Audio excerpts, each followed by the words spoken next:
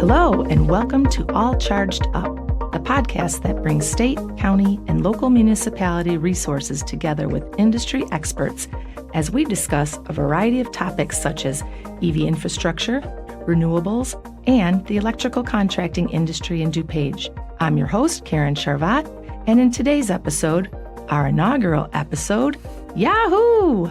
We will be talking about transportation electrification with Tim Milburn of Green Ways to Go. Tim has over 30 years of technical and commercial experience in energy and environmentally related fields. He has been active as a business leader, practicing engineer in projects related to waste to energy, biofuels, materials recovery and recycling, municipal and industrial byproduct management. We might have to talk about that, Tim. That sounds interesting. Alternative fuels for transportation, like electric and natural gas vehicles, renewable energy, and energy efficiency, including programs here in the U.S., Asia, Europe, and North and South America. So I guess what I'm trying to say is Tim is our guy. Tim, really, you just know your stuff. Tim also owns an energy consulting and technology solutions company called Green Ways to Go, which focuses on green solutions in power and transportation. Again, exactly what we are here to discuss today. Tim, thank you so much for joining us. And let's start by you telling us a little bit more about Green Ways to Go. Okay, well, thank you, first of all, for letting me have this opportunity to help get the message out on transportation electrification. I really appreciate it. Of course. So, as you mentioned, I was involved working for industry for large companies for 30 years. I started out working for a company called Combustion Engineering, and we basically burned anything that burned. And so in 2011, I decided I wanted to kind of move from what I call the dark side to the green side, at the same time try my hand at entrepreneurship. So together with my partner, Paul Jensen, we formed a company called Greenway Energy, which kind of focused on what you just described, to help integrate clean energy practices and technologies in the private and public sectors, and to help them make informed decisions. And then in 2013, we created Green Ways to Go as part of Greenway Energy, which is a focus is on clean transportation. So we have then subsequently kind of migrated into electrification from alternatives like natural gas, because that's kind of the way the market has gone. And we now focus on the vehicles themselves, the EVs, and the supporting infrastructure, including supply of equipment and turnkey installation solutions. Plus, we provide a range of technical and business consulting services. Well, and that is exactly why you are here sitting with me today, because, like I said, you are our guy. And I know that you are just an amazing expert on all things EV related, which is what we're getting started with here today. So thank you so much, Tim. And we're going to have your information listed here in the description of this episode. So just don't hesitate to reach out to Tim if you need him. I also want to give a big shout out to the multimedia services team here at College of DuPage, located in lovely Glen Ellen, Illinois. We are just being treated here like royalty in this studio, and we're just so super excited to get started today. So we really appreciate you guys helping us out today. Okay, everybody, I'm going to go ahead and get the stage set a bit here, and we're going to get into all this, Tim. And again, thank you so much, because there is just a ton of information floating around about EVs, EV infrastructure, and really one of the overall purposes of this podcast is to educate. So over these next few episodes, we want to, number one, educate our county residents with the basics of EV ownership. Also very important, we want to educate our county's business owners, building owners, developers, property managers, and we want to help them prepare their assets and properties to accommodate EV adoption throughout the region. And then we also want to serve as an educational resource for our 30-plus municipalities here in DuPage, because, well, you're living it, Tim. So as this EV adoption rate continues to grow, village, city, town infrastructure, it really, really needs to be in alignment with business and resident needs. But I'm getting ahead of myself, one thing at a time. So Tim, let's just go ahead and dive in and get started unpacking all of this. And I'm going to go really with a very broad question here at first, and it's one that I hear most often, and that is, can our infrastructure support electric vehicles? And seriously, that is one main question everyone has, which then leads to the second question I get all the time is, how much will EV infrastructure cost? And then I also hear, who's responsible? What are the issues and challenges with grid limitations and so on? So because there's so much, let's just unpack one thing at a time. And Tim, can our current infrastructure support EVs? The answer is kind of multifaceted. So when we talk about infrastructure, I kind of split it into the infrastructure in a given building. It could be a home or a business or a multifamily residence or a town hall. Does that facility have the capacity to charge vehicles? And then as you add up, facilities in an area, does the grid have the ability to support the expansion of all this power demand? Exactly. So when we look at a given facility today, it's typically a non-issue. Typically, you can add EV charging in most residents and in many other types of buildings. When you're talking about one or two or three or four EV charging stations, there's typically spare capacity in the buildings. If not, it's typically a straightforward thing to upgrade the service. So you call ComEd and they will work with you to define the new loads compared to what the building already has and come up with probably a larger panel. You have to run more power into the building, and then you can add the EV charging circuits and such. That's fairly straightforward. That's the common practice. Imagine that you want to add an air conditioner to your home. You might have to do the same thing. The challenge comes when we talk about, Illinois has a goal to reach 1 million EVs by 2030. We're going to need to do something with the utility grid. So I always liken it to, 120 years ago, we didn't have a grid. There were no power plants, no transmission lines. And over time, there's been a series of expansions in the power generation and also transmission. And as we've gone on, we now basically have power everywhere. And this has basically been based on demand. So when a new business opens up and they'll call the utility, they say, we need power, the utility will provide it.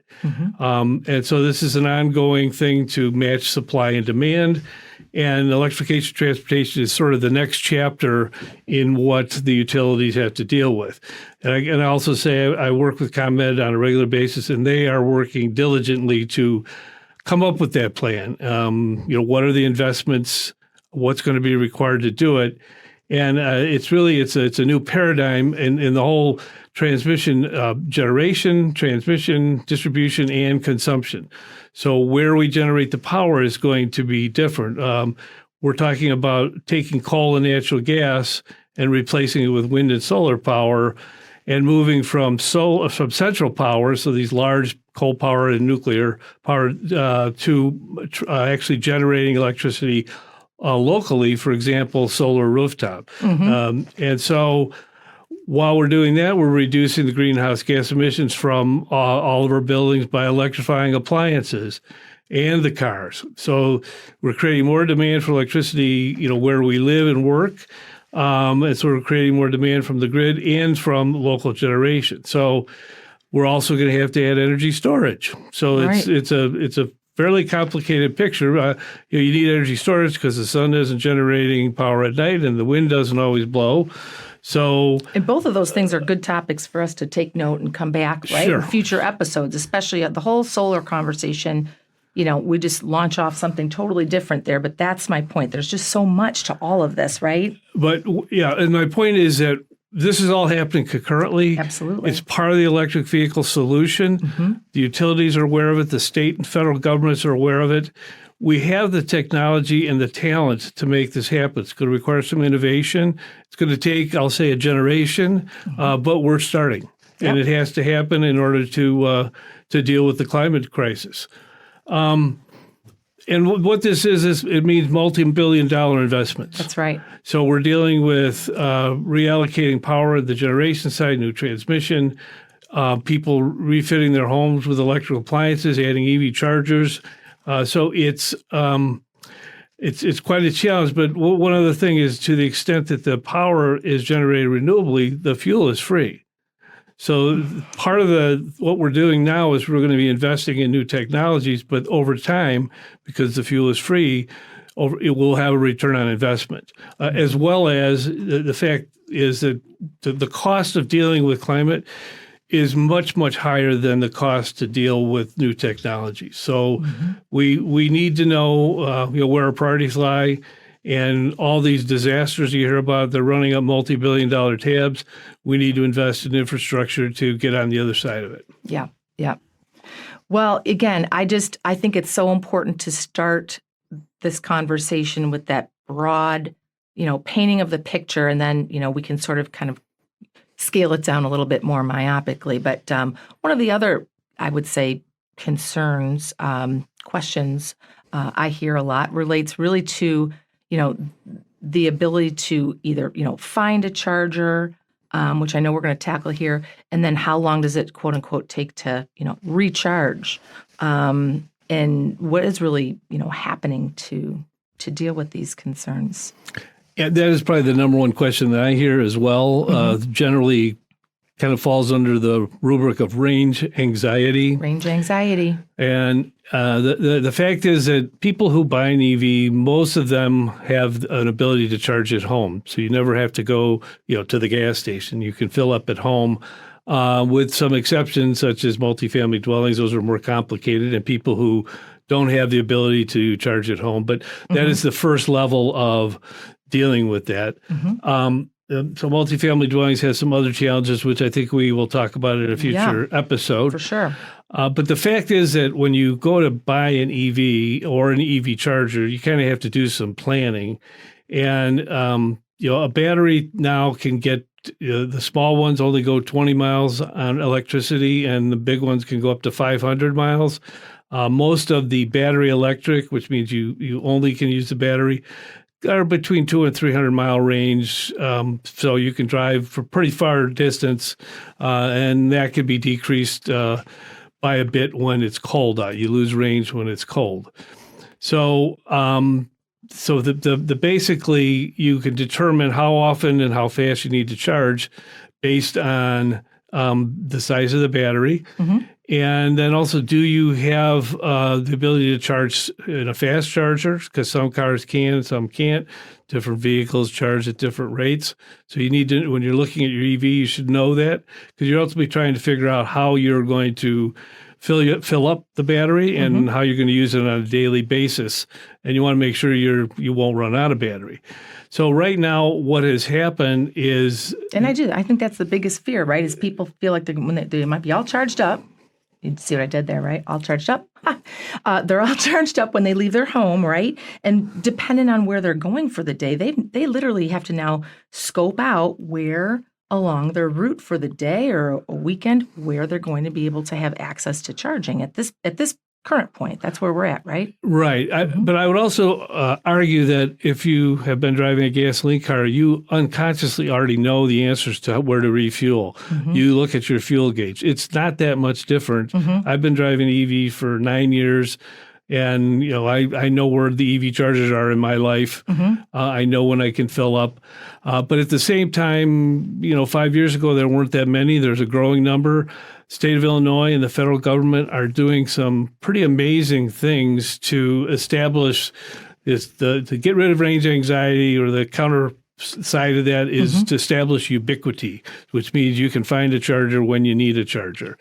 So the state of Illinois is financially supporting installation of thousands of public charging stations. The federal government has a $5 billion program to get fast chargers every 50 miles. This program is called the National Electric Vehicle Infrastructure Program, or lovingly called NEVI. Yes, and the NEVI program. The chargers they're requiring, you can get about 200 miles in 10 minutes. So we're getting close to the refill rate of a gasoline vehicle. And at the same time, the federal government is also spending $2.5 billion to fill in gaps on the non-interstate arteries. This is called the Charging and Fueling Infrastructure Program, or CFI. And the underlying goal is basically to have this ubiquitous network established and in place by 2028. So it'd be like gasoline stations. So you drive an EV, you will never worry about it. Exactly. And in addition, one of the things that EVs are already doing better than gasoline is on your phone and on many of the cars' dashboards, you can identify upcoming stations, you can reserve stations, you can be certain that you can deal with the range anxiety with the smart technologies. I think that's just the coolest thing. That's a great piece to all of that is, we've learned something, right? Over these last decades. But I do think that this piece, the infrastructure and the NEVI program piece is so huge to answering a lot of those questions that I seem to get when I'm out and about, because if people understand that, yes, a lot of people have been working on this already for a number of years. Yes, there are plans in place, but, I just think when they look for information, they're finding just, bits and pieces. And that's one of the reasons why I felt very strongly that we should, start to band our resources together and start having these conversations throughout the county so that people understand that this is happening and it's happening now. Right. And I think the other way to look at it is the program I just described, they're national programs to fill in the interstates, the main highways that are not interstates. And then the states and even local governments are then filling in, local public charging. And there's also programs to help multifamily dwellings and workplaces and other types of locations so that kind of everybody can get some support. And at the same time, they've got EV incentive programs that can take $11,500 off the price of a vehicle, which makes it probably less than a counterpart gasoline vehicle. And one other thing that's important to me and many is there's an equity component. So one of the things that's from the federal down through the state and regional is the federal calls it EJ 40, which Environmental Justice 40, which means of the money that gets spent, 40% of it is preferentially spent for disadvantaged communities. That's what I mean. You just need we need a map with all these acronyms and all these programs, because there's a lot. Right. But they're out there. I mean, everything, it's been very much thought through step by step by step. And one last kind of something to sew this together. So you've got the federal government with their programs. You have various state programs with their programs. The states also have to talk on a regional basis. There's also county-to-county discussions in Illinois. Oh, sure. So the idea is you don't want to be doing these things in a vacuum. You need to know what your neighboring municipality is doing, your neighboring county, your neighboring state, and then the country as a whole. When you talk about the grids, and you talk about where to site different EV charging stations. So Illinois is one of the members of the Regional Electric Vehicle Midwest Plan, which is basically a communication collaboration to do what I just said, the smart location. Otherwise known as REV, another acronym. Right, there you go. And that's Illinois, Indiana, Michigan, Minnesota, and Wisconsin. Well, again, I just think that that's all just being done, right, to ensure seamless charging access on highways, right, crossing state lines. So again, trying to mitigate range anxiety, which I just think is really, really so important. They're really thinking about it. That's what I mean. So when people stop me in different scenarios, I'm like, listen, hey, smart people are on this. But really just trying to get people more engaged so that they do their own research and start having their own conversations and start moving forward in their own areas as well. I want to take a pause here because what we're talking about, because it just occurred to me that, I saw something yesterday come across about seven of the largest automakers, right? They're joining forces to increase their numbers on our highways as well and other public charging sites. And I don't want to get us too far off topic, as I really will tend to do from time to time, but I find it interesting, right? This is like BMW, GM, Honda, Hyundai, Mercedes-Benz, Kia, right? They've announced they're forming a joint venture to significantly expand access to high-powered charging. And again, that's what it's going to take, correct? So this was a huge win, moving this all forward, I would imagine. Right. So the major players are the EV charger vendors, and Tesla. They have a different approach. And Electrify America, which is the VW Mitigation Trust Fund, they basically came out of that. Yes. And then the vehicle manufacturers. So those are the players.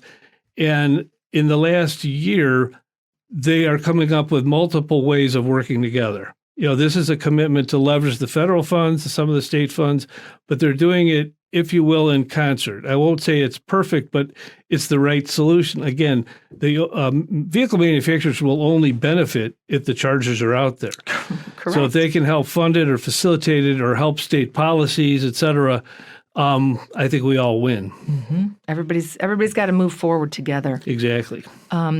So let's just bring it back to Illinois a little bit and incentives, which, yes, I know, always tricky. But let's talk a little bit about Illinois and what's available out there in terms of incentives.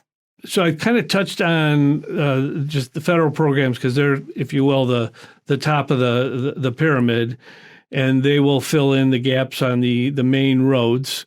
So if you're taking a vacation or traveling long distance for work, then you've dealt with that, and they will pay for up to 80% of the total install cost of one of these stations.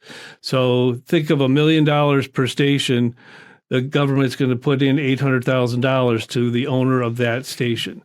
The same thing for the charging and fueling infrastructure plan. It's an 80%, 20% match program, which in the world of incentives is huge. So it means people are going to take advantage of it. We will deal with range anxiety in short order. Well, and again, it goes to answer that initial question. When I started, right, people say, who's paying for it? How is this happening? This is definitely a tool for this to even start occurring and happening. And we're all paying for that. Yeah. So that's federal taxes. Mm-hmm. In Illinois, we've got a number of programs that are totally compatible, if you will, flow down from the federal plans.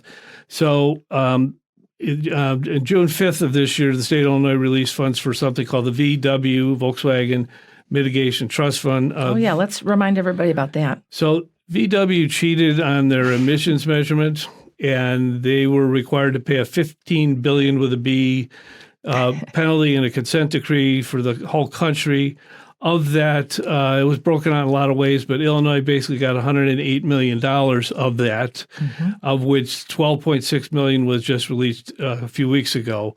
And that money is committed to 348 new direct current DC fast charging ports at 87 locations in Illinois. So that's a big step. Huge. Those are public charging, and a lot of them will be helping rural and disadvantaged communities.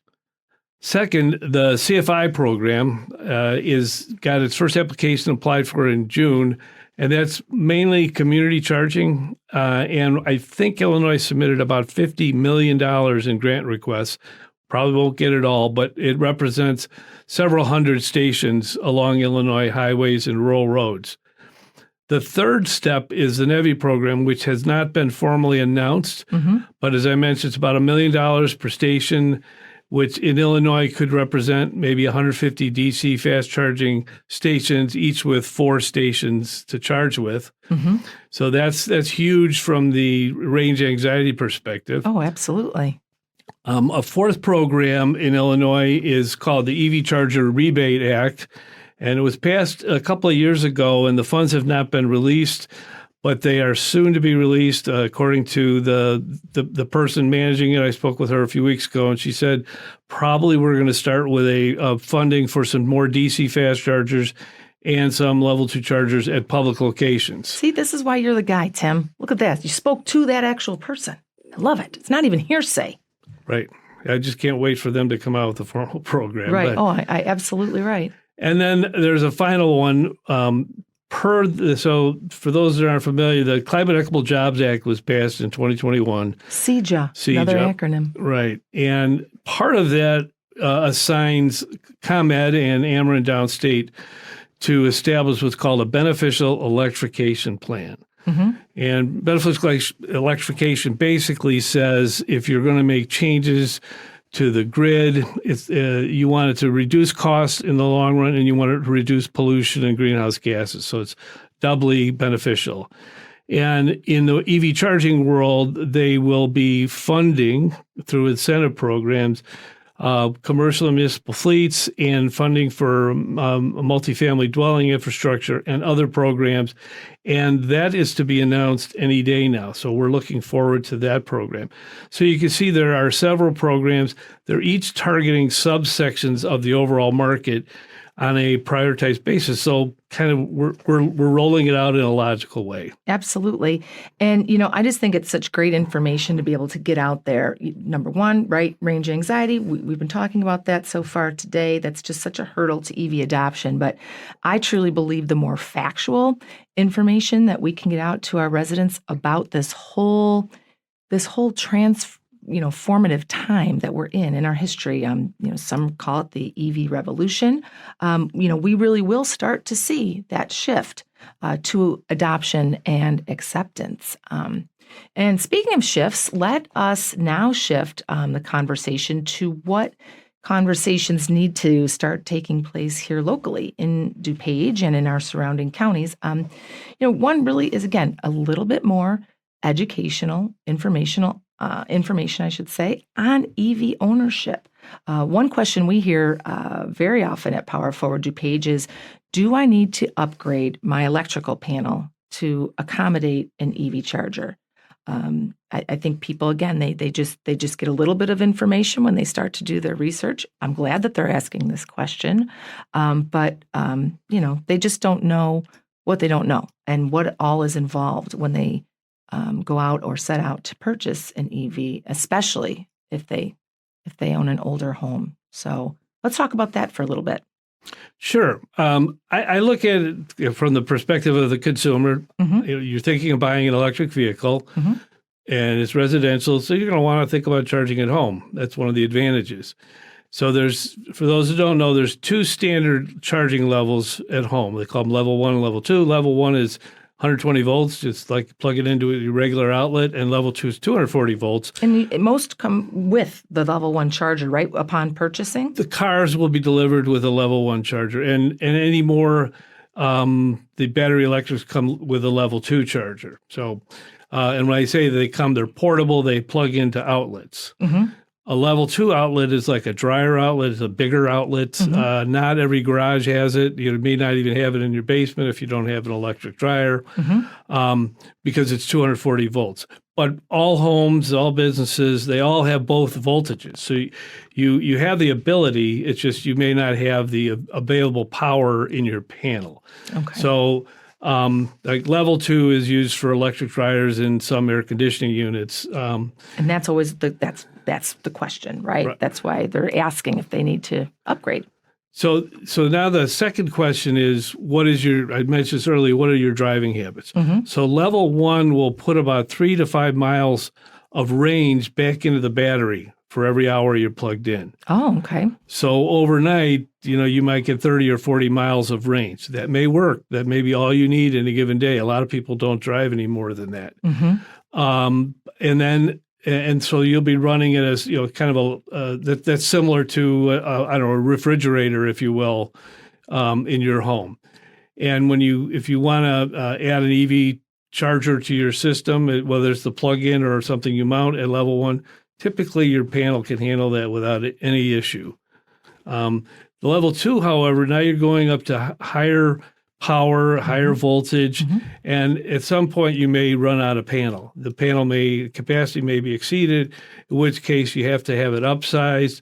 A common thing is, a lot of homes have 100 amp panels, and you have to go to a 200 amp panel perhaps, and that will require a certified, insured, qualified installer to do that. But it's very common practice. You just basically run more power from the utility. And I know where we can get one of those guys. Right. Yeah. Mm-hmm. You know one or two people that can do it.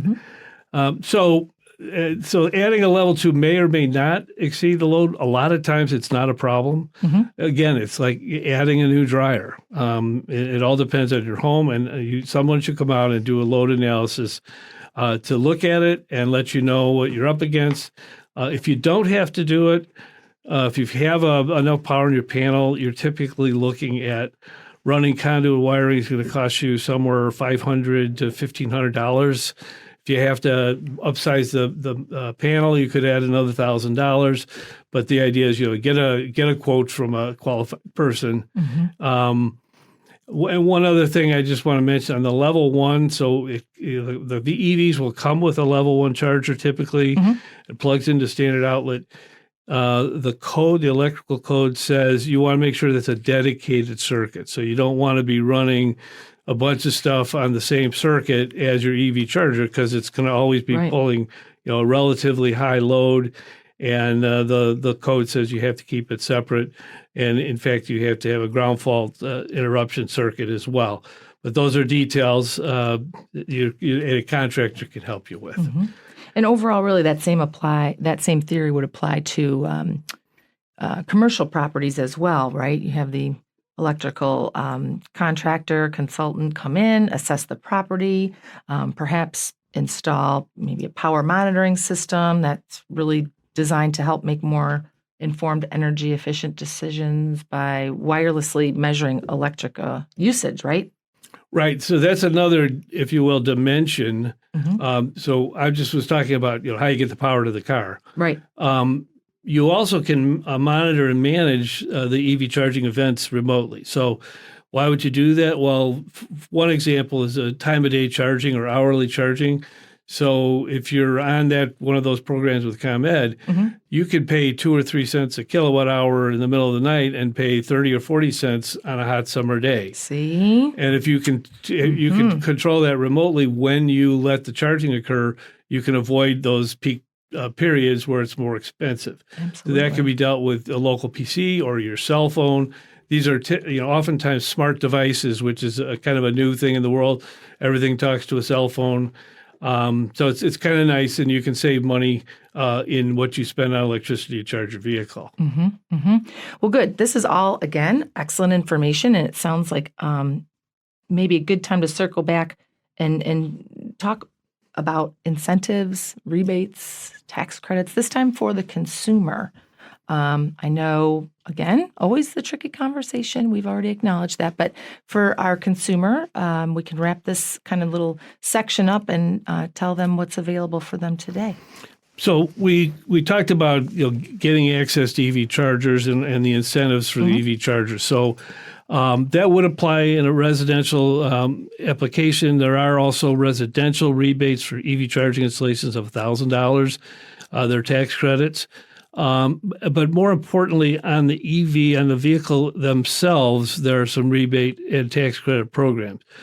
Illinois offers $4,000 for the purchase of a new electric vehicle and $1,000 for used EVs. They released a program last fall. It ran for 3 or 4 months, and the funding pool was exhausted. There's a new... It's broken up into phases for that purpose, correct? Yeah. They'll be having annual tranches that they will release, and I'm guessing there will be one coming out in the fall. But you have to purchase an EV in order to get the rebate. And then the federal government has it's a tax credit for $7,500. They've been running a program for, 10 years now for tax credits. They've extended the program through 2032, but they've got some other constraints. And it's important to know that if you're looking at a particular EV, only vehicles with U.S. manufacturing can get the $7,500. And if you have a U.S. car with a foreign battery, you'll only get half of that, $3,750. So when you look at your EVs, check that out in advance. There's some sources that'll help you out. The other thing is if the vehicle costs, I think it's over $80,000, there are no incentives for tax credits.